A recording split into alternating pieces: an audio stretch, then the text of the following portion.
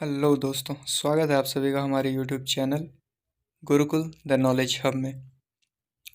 दोस्तों, आज मैं आपको बताऊंगा वीटो पावर ऑफ प्रेसिडेंट के बारे में। राष्ट्रपति की वीटो शक्ति। राष्ट्रपति की वीटो शक्ति क्या होती है, राष्ट्रपति इसको कैसे यूज़ कर सकता है, हम इसको समझेंगे। वीटो पावर ऑफ प्रेसिडेंट जो है वो हमारी इंडियन पॉलिटी का बहुत ही इंपॉर्टेंट टॉपिक है। आए दिन एग्जाम में इससे रिलेटेड क्वेश्चंस पूछ लिए जाते हैं, तो आप बहुत ही ध्यान से इस टॉपिक को समझेंगे। इसको समझने के बाद इससे रिलेटेड जितने भी कन्फ्यूजन्स, जितने भी क्वेश्चंस, डाउट्स आपके माइंड में होंगे वो सारे क्लियर हो जाएंगे। तो दोस्तों, वीडियो को पूरा देखने के बाद वीडियो कैसी लगी हमें कमेंट करके बताइएगा। अगर अच्छी लगी वीडियो तो लाइक करिएगा। हमारे चैनल को अभी तक अगर आपने सब्सक्राइब नहीं किया तो सब्सक्राइब कर लो और अपने दोस्तों तक ज़्यादा से ज़्यादा इसको शेयर कीजिए। चलिए दोस्तों, शुरू करते हैं। वीटो पावर ऑफ प्रेसिडेंट यानी राष्ट्रपति की वीटो शक्ति। तो सबसे पहले हम देखते हैं कि ये वीटो शक्ति क्या है। संसद यानी लोकसभा और राज्यसभा, ठीक है। जब भी लोकसभा और राज्यसभा से कोई विधेयक पास होता है, कोई बिल पास होता है, तो वो बिल सबसे पहले जाता है राष्ट्रपति के पास, ठीक है ना। अब राष्ट्रपति उस बिल के साथ क्या करता है उसी से रिलेटेड है वीटो शक्ति। वीटो शक्ति, राष्ट्रपति उस बिल का क्या करता है। तो देखिए, राष्ट्रपति के पास होती है 3 कंडीशन। पहली कंडीशन में राष्ट्रपति अगर एग्री कर लेता है, हाँ कर देता है उस विधेयक पर, तो एक्ट बन जाता है, यानी वो बिल पास हो जाता है। दूसरे कंडीशन में राष्ट्रपति उसको सुरक्षित रख सकता है।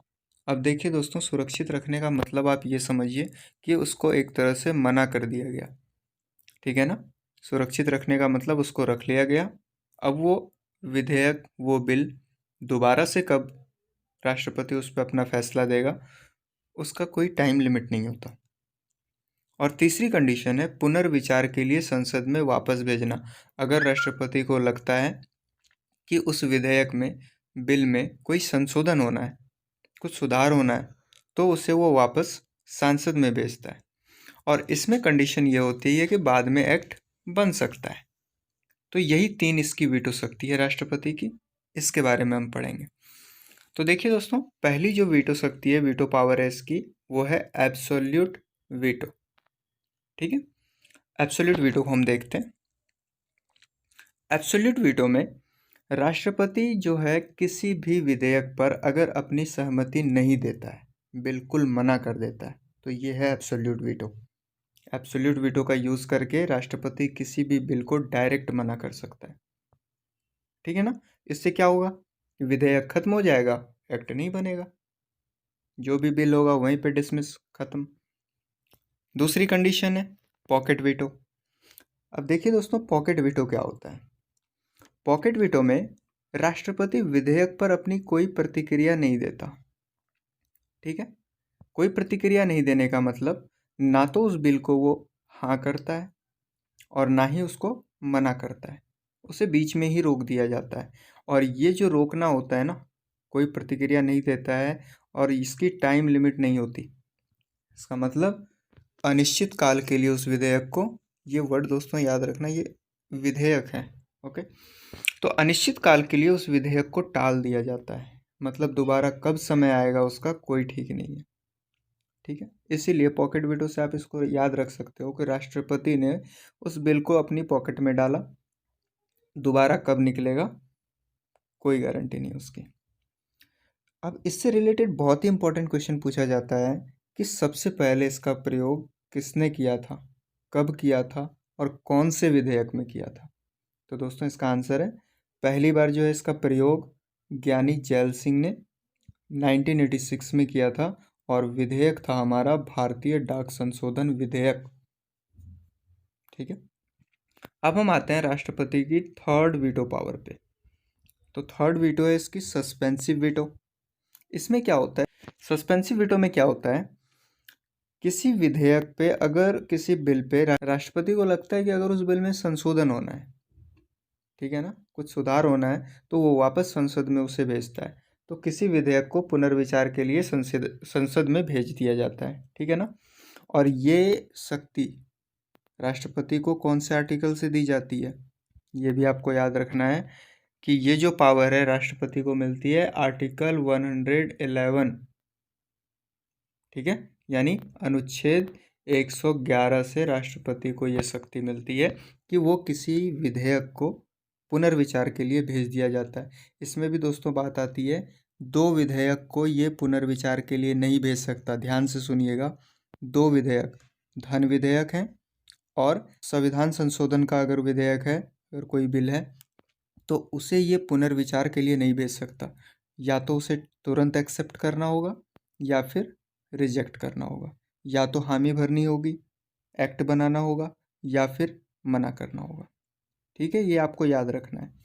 फिर पुनर्विचार की कंडीशन में क्या होता है कि राष्ट्रपति ने एक बार पुनर्विचार के लिए भेज दिया संसद में, और अगर सांसद दोबारा उसको राष्ट्रपति तक भेजते हैं तो राष्ट्रपति वहाँ पे बाध्य हो जाता है, उसे वो एक्ट बनाना पड़ जाता है। यानी दोबारा ना तो वो मना कर सकता है, ना ही वो पुनर्विचार के लिए भेज सकता है। ठीक है ना, तो यही लाइन है हमारी। एक बार पुनर्विचार के बाद विधेयक अगर राष्ट्रपति के पास वापस आता है तो राष्ट्रपति को उस विधेयक पर अपनी अनुमति देनी ही होती है। तो ये थी दोस्तों राष्ट्रपति के 3 वीटो पावर्स। ठीक है, अब हम पढ़ेंगे राज्यपाल। देखिए, राष्ट्रपति जो हमने पढ़ा वो केंद्र के स्तर पे था, सेंट्रल लेवल पे। अब राज्यपाल के बारे में हम पढ़ेंगे जो राज्य के लेवल पे, स्टेट लेवल पे। तो है सब कुछ दोनों में सेम, बस राज्यपाल में एक चीज़ हमें एक्स्ट्रा पढ़ना होता है, वो मैं आपको बताऊंगा। तो देखिए, राज्यपाल के कंडीशन में कुछ चीज़ें आपको पहले से पता है, जैसे वीटो शक्ति में हाँ, आपने राष्ट्रपति में देखा डायरेक्ट एक्सेप्ट कर सकता है, नहीं आपने देखा मना कर सकता है, पुनर्विचार भी आपने देखा। ठीक है, अब जो इसकी फोर्थ जो वीटो शक्ति है ये है कि उस बिल को वो राष्ट्रपति के पास भेज सकता है ना। राज्यपाल उस बिल को राष्ट्रपति के पास भेज सकता है। ठीक है, राज्यपाल ने भेज दिया राष्ट्रपति के पास। अब राष्ट्रपति इसका क्या कर सकता है, राष्ट्रपति फिर से अपनी पहली कंडीशन पे या तो उस विधेयक को वो पास कर दे या फिर मना कर दे, ठीक है, या फिर पुनर्विचार के लिए वापस भेज दे। तो यहाँ पे पुनर्विचार के कंडीशन में थोड़े से अलग तरीके से आपको समझना है कि पुनर्विचार जब राज्यपाल ने किसी बिल को राष्ट्रपति के पास भेजा है और राष्ट्रपति अगर पुनर्विचार के लिए भेजता है, मतलब वापस से यहाँ भेजता है और यहाँ बाध्य नहीं होगा, यानी दोबारा से अगर ये विधेयक इसके पास आता है राष्ट्रपति के पास तो राष्ट्रपति बाध्य नहीं है। बाध्य नहीं होने का मतलब, पहले केंद्र के स्तर पे हमने पढ़ा कि दोबारा अगर संसद से विधेयक आता है राष्ट्रपति के पास तो वो बाध्य होता है, उसे उस एक्ट को पास करना ही होता है। लेकिन यहाँ पे राष्ट्रपति बाध्य नहीं है, वो चाहे तो दोबारा भी वापस भेज सकता है पुनर्विचार के लिए। ठीक है दोस्तों, यही थी हमारी आज की टॉपिक जो वीटो पावर था। तो दोस्तों आई थिंक आपको इस टॉपिक से रिलेटेड सब कुछ बहुत ही अच्छे से समझ में आया होगा। अगर कोई भी डाउट आपके माइंड में अभी भी हो तो प्लीज़ आप कमेंट बॉक्स में हमें ज़रूर बताएं। आपके डाउट्स को क्लियर करने की मैं पूरी कोशिश करूंगा। दोस्तों वीडियो अगर अच्छी लगी हो तो प्लीज़ वीडियो को लाइक करें, अपने दोस्तों तक इसे ज़्यादा से ज़्यादा शेयर करें। चैनल को सब्सक्राइब अभी तक नहीं किया तो कर लो प्लीज़। आपके लिए ऐसी नॉलेजेबल इन्फॉर्मेशन हम रेगुलर लेके आ रहे हैं, आगे भी लेकर आते रहेंगे। Thank you.